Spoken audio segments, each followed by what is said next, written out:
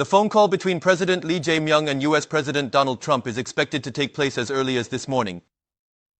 It is likely to be a congratulatory introduction to celebrate President Lee's victory, but discussions on sensitive issues, including tariffs, may also occur.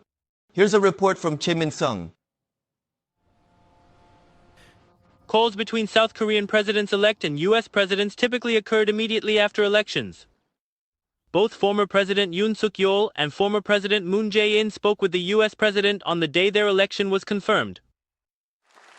While there was speculation that a call between President Lee and President Trump would occur immediately after inauguration last night, it did not materialize.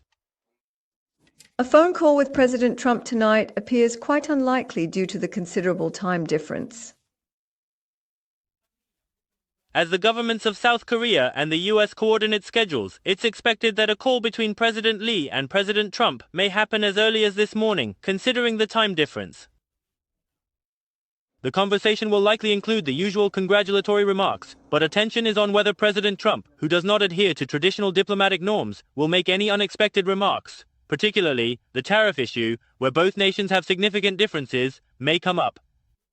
The U.S. has demanded concessions from trade partners, including South Korea, while increasing tariffs on steel and aluminum, heightening trade pressure.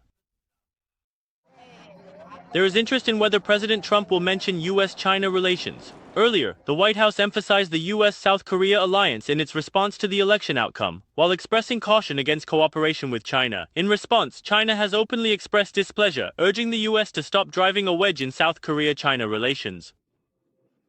The possibility of discussing a U.S.-South Korea summit during the phone call also exists, with the first face-to-face meeting between the two leaders potentially happening at the G7 summit in Canada this month or the NATO summit in The Hague, Netherlands. This is Jae-myung from MBN News.